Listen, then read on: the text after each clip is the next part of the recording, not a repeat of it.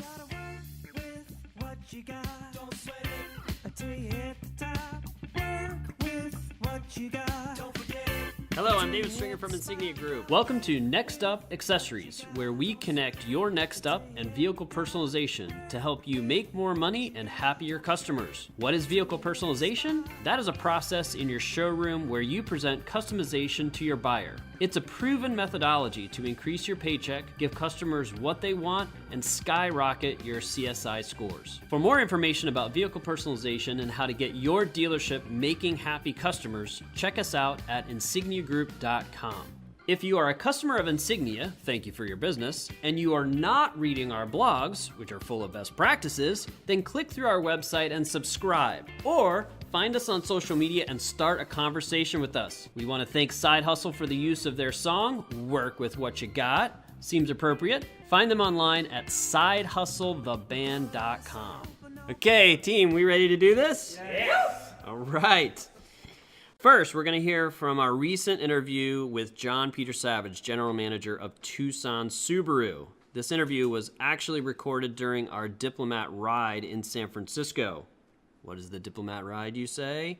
Well, check us out on YouTube. The DiplomatRide was a series with Adam Patale, founder of Adam's Polishes, where he and I chauffeured dealers to and from NADA 2019, discussing their successes with accessories. If you haven't seen our previous DiplomatRide interviews, head over to our YouTube channel, search on Insignia Group, and catch up.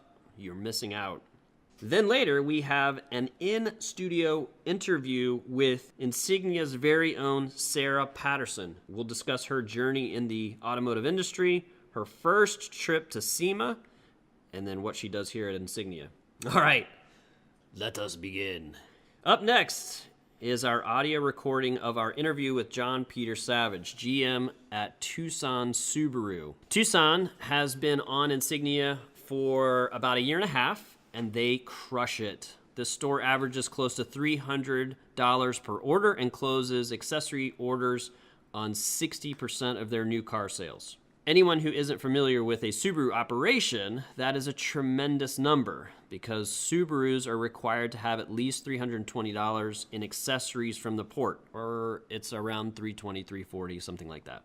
So this translates into 60% of the time, customers at John's store personalize their new vehicles with an additional $300 in accessories. Team, that math, because I'm an English major, is like $640, $620, right? Per car. Yep. Those are huge numbers. John, as the GM, plays a critical role in maintaining vehicle personalization as part of the culture of the store. Boom. Okay, Cameron, play the interview.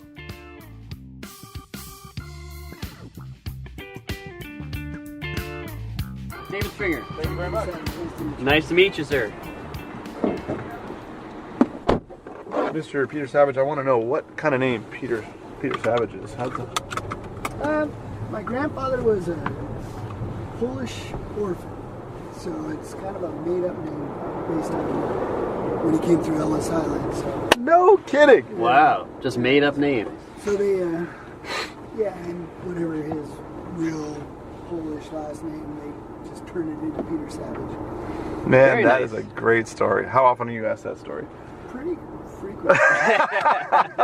Sorry to be a normal Joe because it just seems funny. So the format really is we just want to ask you some questions and get your perspective on things. First and foremost is, as a Subaru dealer, you probably have one of the best brands for vehicle personalization. Your customers are coming in predisposed. What have you done to achieve success in vehicle personalization, offering your customers the ability to customize? You know, we've always believed in personalization. We used to have just sheets of paper that we had customized for each car. When we saw your guys' product at another Subaru dealership when I was with my 20 group, it was a no-brainer. I signed up instantly, and we just really believe that people want to be different. They want to personalize their vehicle and make it fit their needs. So we just try to do it the same way every single time with every single customer, no matter who they are.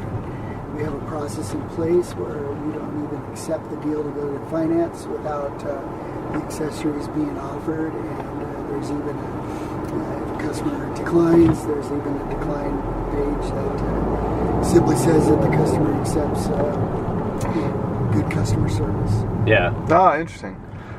What do you guys find are the easiest accessories to sell through, or the most successful? I mean, it just depends on the vehicle. We do a lot of hitches, a lot of body side moldings, bumper covers. A lot of it depends on the salesperson too. We have a couple of ladies that are super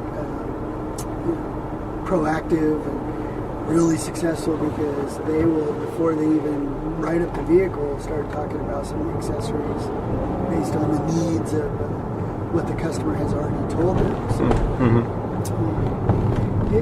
it's kind of a little bit all over the place. Right on. Where are you based? Oh, we're in Tucson, Arizona. Oh, cool. I was just down in Arizona all last week we're the official detailer for Barrett Jackson, so we were down in Scottsdale for the week doing all the, actually we were down there for 2 weeks doing all the detailing for the auctions. Cool. Good time to be in Arizona, that's for sure. Yeah, it's pretty nice. It's pretty nice, that's great.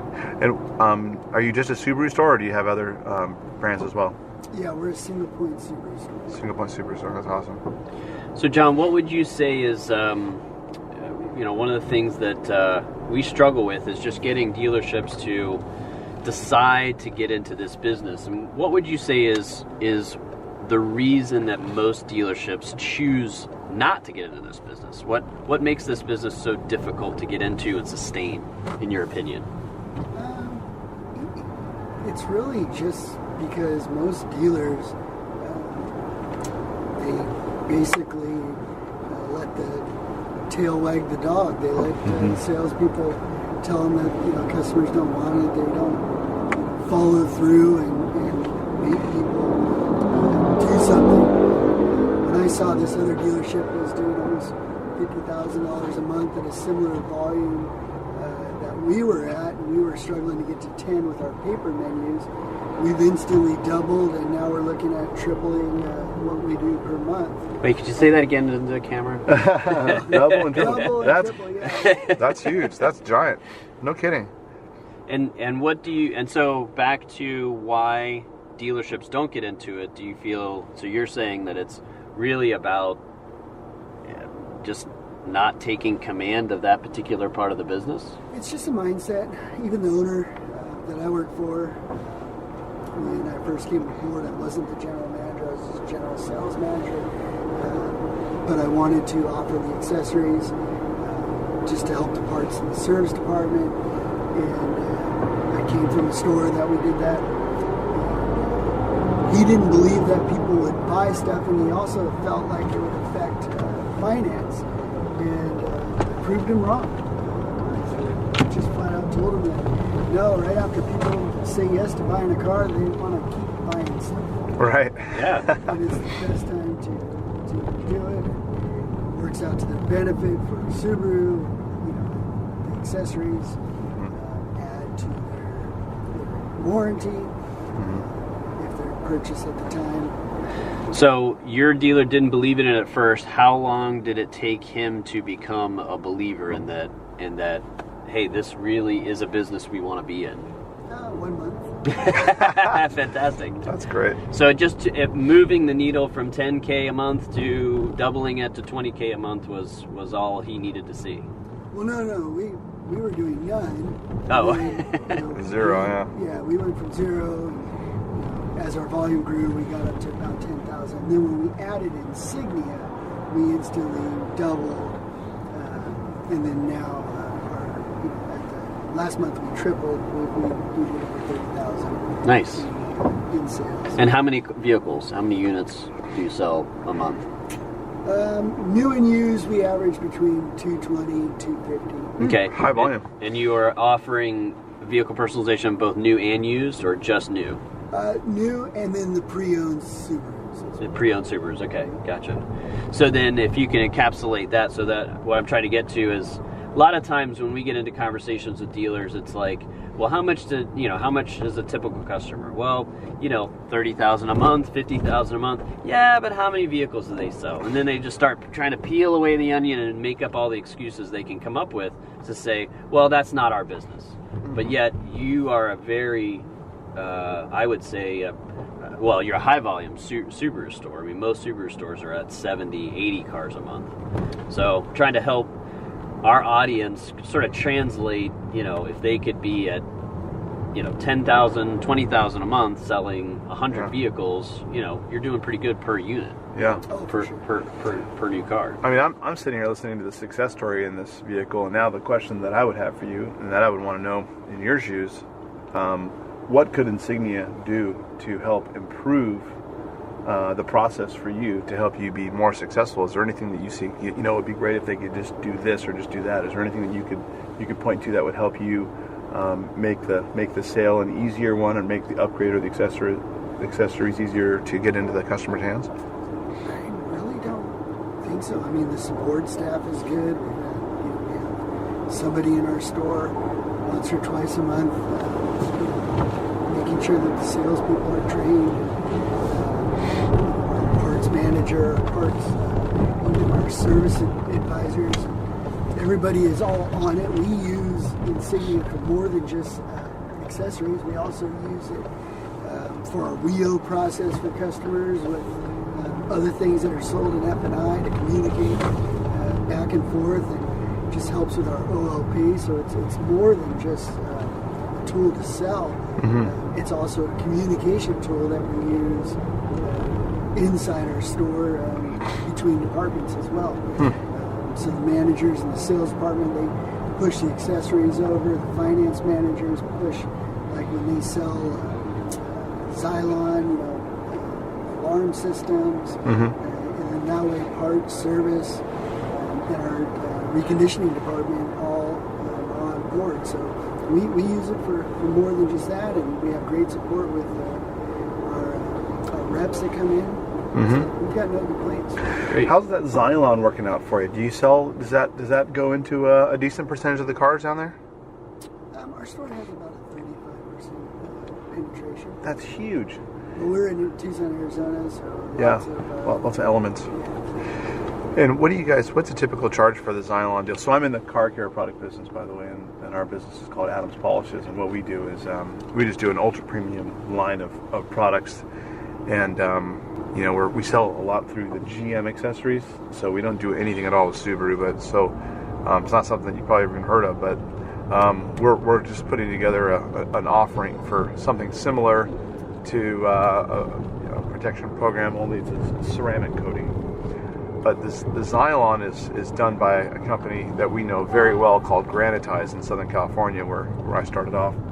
And I've never heard anyone do 35% penetration with the Xylon or anything that's usually in the 15 to 20. So that's pretty incredible that you're hitting those numbers. Yeah, well, we have a great F&I department. We put it on all of our loaner cars. Put them on all the owners' demos.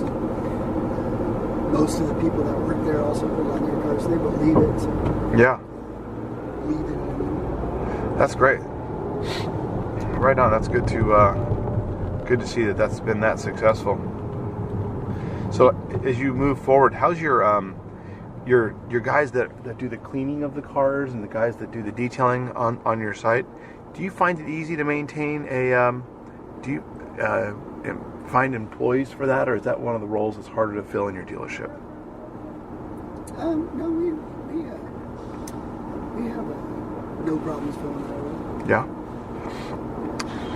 Then we promote from within, so a lot of our technicians started out as detailers.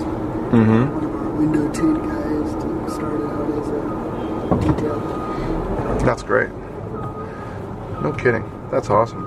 And if there was, are there any accessories that you think customers would like to see added in through Insignia or elsewhere? Are there any other accessories that that you go and source that are not currently available either through Insignia or, that could be easier to source and install on cars? No, we haven't run into that problem at all because anything that they wanted to sell, they just add to Insignia. Right. Yeah. Put it in the system. Great. Hard to be humble when you're giving them every single thing they need, huh? I know, right?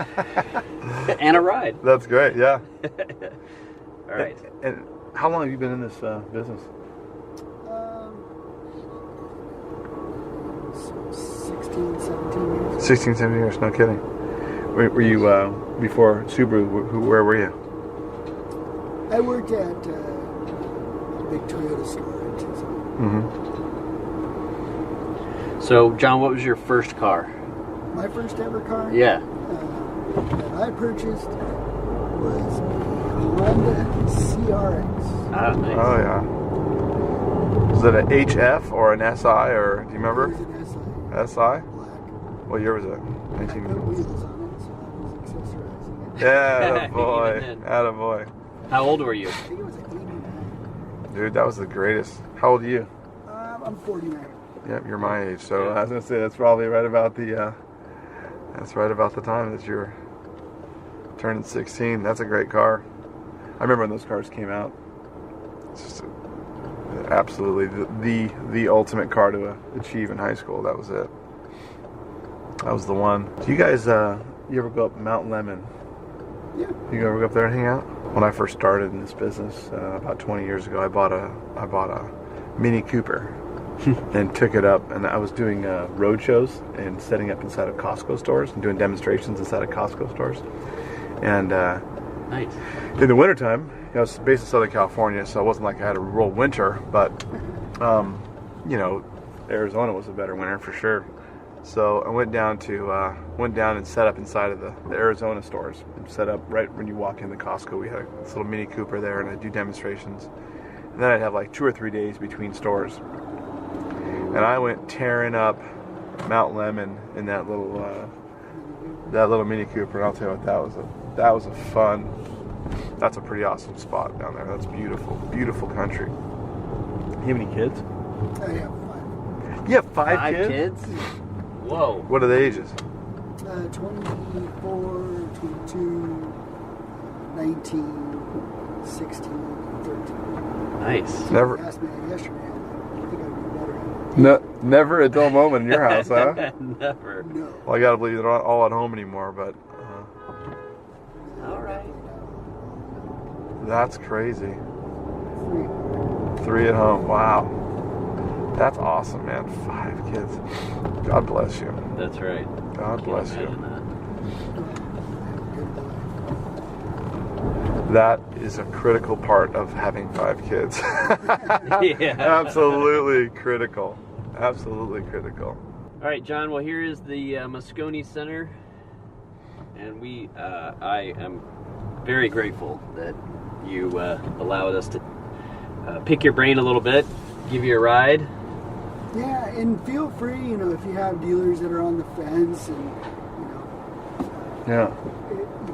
you want to use our store as a reference. Absolutely. They can talk to my team because obviously I'm not in the day-to-day Yeah. as much as the team. Mhm. And they'll basically say the same stuff that I Mhm. just said Good. regarding all that stuff. So, Yeah. Awesome. Thank you very Yeah, no much. problem. Yeah, thank you so much. Nice to meet you. Right on. all right, you All guys. right. Thank Hey, you bud. so much. Yeah, enjoy the show. Thank you.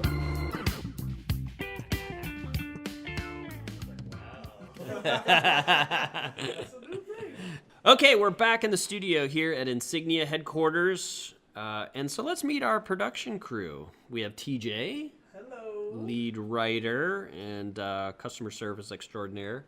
We have Shay on production and logistics. And then we have Cameron, our lead production and editing. Hello. All right. So next up, we are joined by Sarah Patterson. Sarah Patterson hails from the country of... From the country of Where are you from? Well, I was originally born in Orlando, Florida. Oh, so you hail from the country of Florida. Yes. And then I moved up here in 2000 with my parents. My dad's job transferred to Charlotte, which he is in technically the car business as well. But so there's no technically about it. Either you're in the car business or you're not in the car business. yeah, well, he does like so auto body refinish. He has a distributor, so he's distributed to OCC choppers, Orange County choppers, and them. So Nice. it's pretty cool. So he has some cred. Yes, so I got introduced to this like at an early age. Very nice. Yes. Okay. Yes. And so early age in the car business. Have you worked in the car business other than working for Insignia, of course? But Well, I worked at Hyundai almost 3 years. sold cars. I did not sell cars. I started out as the front end receptionist / accounting assistant, administrative assistant, and then I moved over to the service department. So I was also the receptionist for the service department, and then I became the internal service advisor. So whenever you traded in your vehicle, I would send your trade-in car into the shop, get it inspected, look it over, see what they needed to You do. were looking it over, or you had techs looking it over? I had techs Okay. that worked under me, yeah. And they would report back to me, hey, I need new tires on this, it needs new engine, stuff like that. So, and then... It needs a new engine. Yeah, like... Big red box. No. You have Put it no back idea. in the lot. And if you bought a new vehicle, if you wanted window tint put on your vehicle, I would send it to the shop.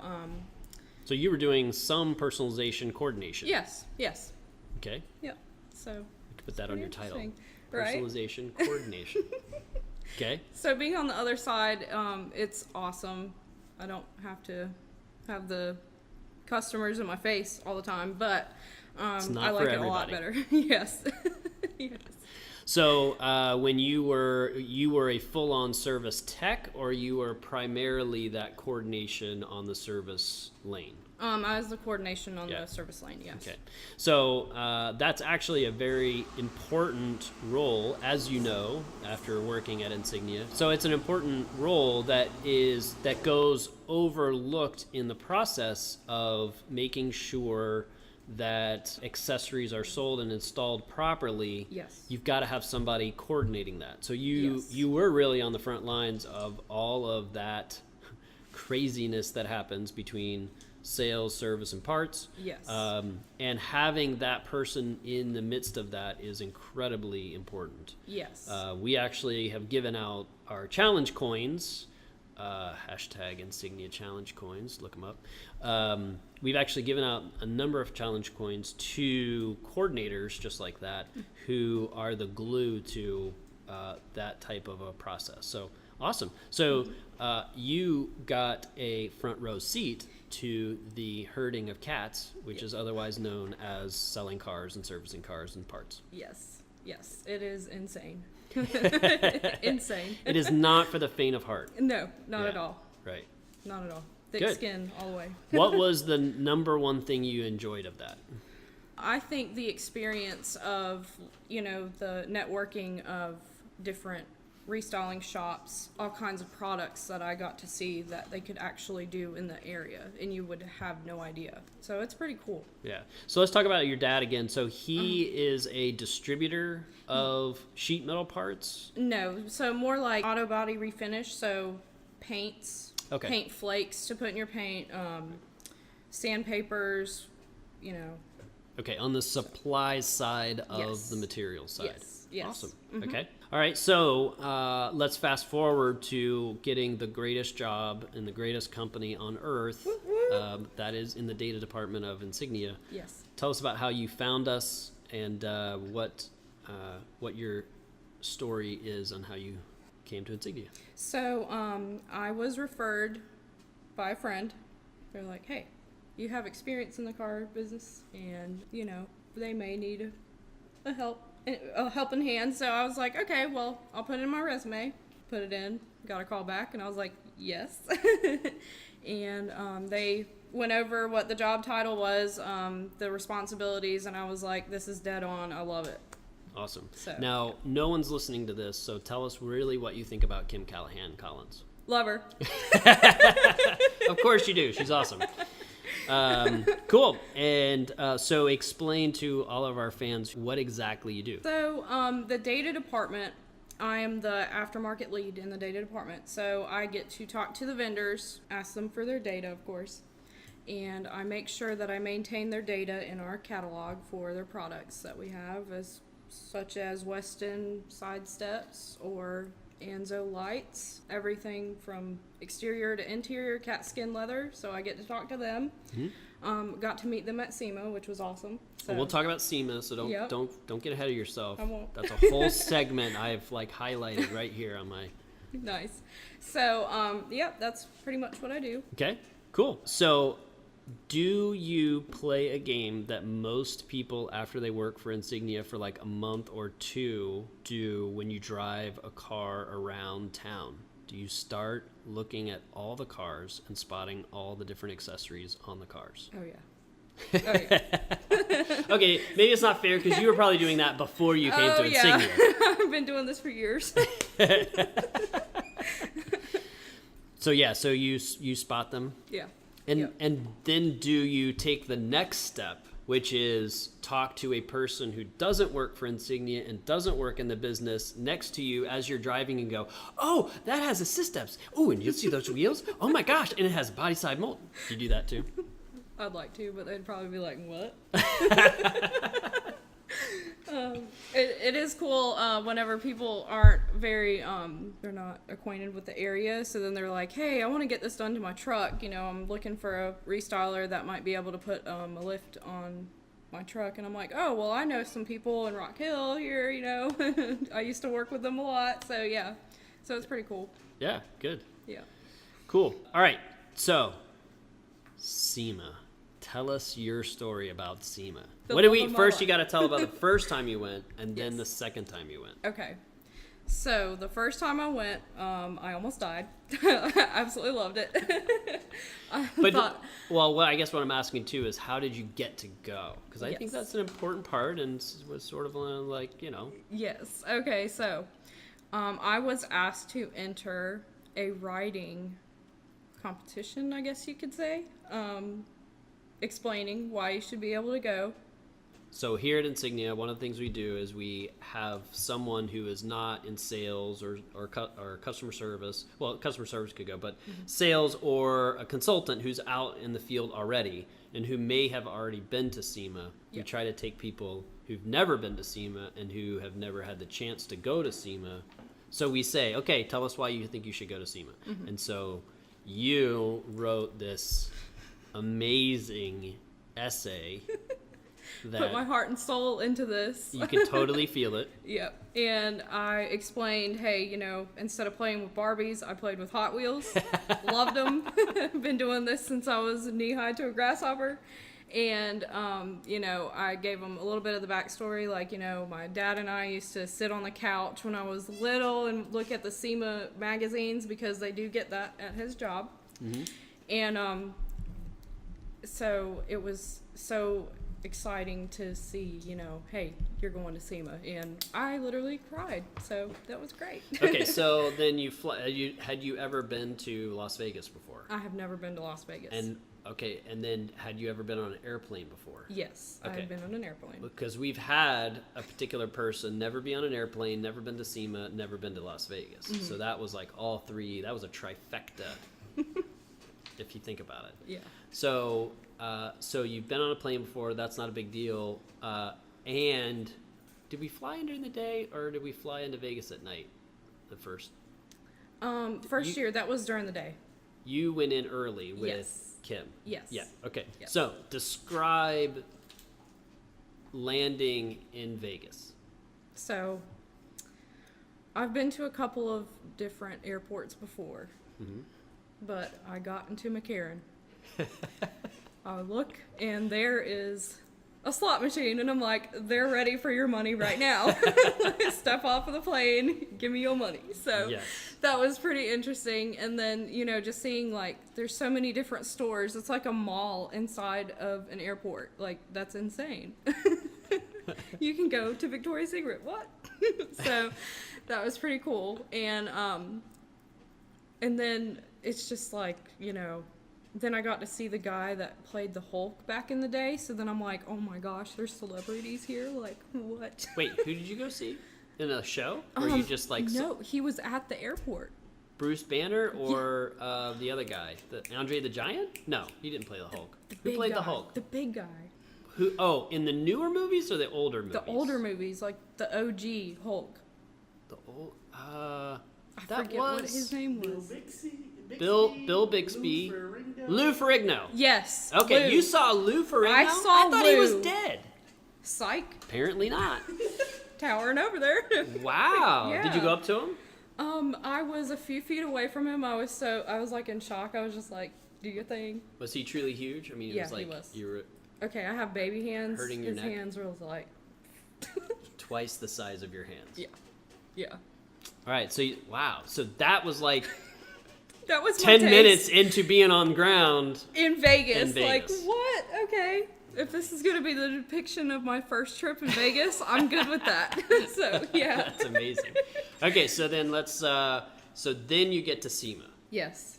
Okay, so what did you expect, and what was it like against those expectations? Like, what I'm saying is, when you imagined going, did you imagine just a bunch of stuff in a convention hall, like Charlotte Convention Center you just walk into?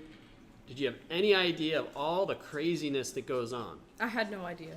Okay, so what is it that you expected? I expected, you know, I knew that there were going to be some really cool, like, aftermarket brands out there. I knew they were going to be showcasing their products, and I'd see really cool cars and everything. I had no idea it was going to be that huge. Like, it takes like 10 years to get through that whole thing. It's insane. Insane. And then it's just not worth it. Then you're like, oh my gosh, I can't make it. I need a can't make it drink. one more aisle. Yeah, right. So, yeah, that was insane. Almost overwhelming, but I loved it. Okay, and so then did you feel as giddy and excited the second year you went? Oh, yeah. Which you went on your own dime, let's Yes. make that clear. You were like, I love this so much, I'm taking vacation, I'm going out there on my own dime, Yep. and I'm going to SEMA. Yep. And it was totally worth it. Yeah. It was. I love it. What did you see the second year that you didn't see the first year? Let me see. The second time around, I think it was just different builds on vehicles in general. And it seemed like there were a lot more vendors there too. Like, they were taking up any space that they could. If they could have gone in the bathroom and had like some kind of aftermarket vendor in there, hey, you want some products? Yeah, that probably would have been them. So yeah, it was cool. We have one space left. It happens to be in the women's bathroom stall on the left, but you know, come on. Nice. Cool. All right, so what do you hope to, achieve in your career in the automotive industry? I would, man, the sky's the limit. I would love to have kind of like my own restyling place, honestly. I would love to build anything from classic cars. If you need a catalog, we know where to do that. Exactly. And, anything from classic cars to big, huge trucks to, even a golf cart. Like, I would love to restyle anything. So, Nice. yeah, that's what I'd like to do. Awesome. Well, Sarah Patterson, it is awesome to have you on our team. You are a car nut, a greaser, grease monkey, whatever you call them, and we are very glad to have you on our data team. Thank you. You do a great job for our customers. Thank you. I try. So we're going to make that a wrap for today's podcast featuring Sarah Patterson, lead data specialist. What did you get your title again? Aftermarket lead. Aftermarket lead awesomeness data specialist for Insignia. Check us out on our LinkedIn, Twitter, and Instagram pages. Then subscribe to our YouTube channel under Insignia Group. Then like us on Facebook at Insignia Accessory Selling System. Say that 3 times real fast.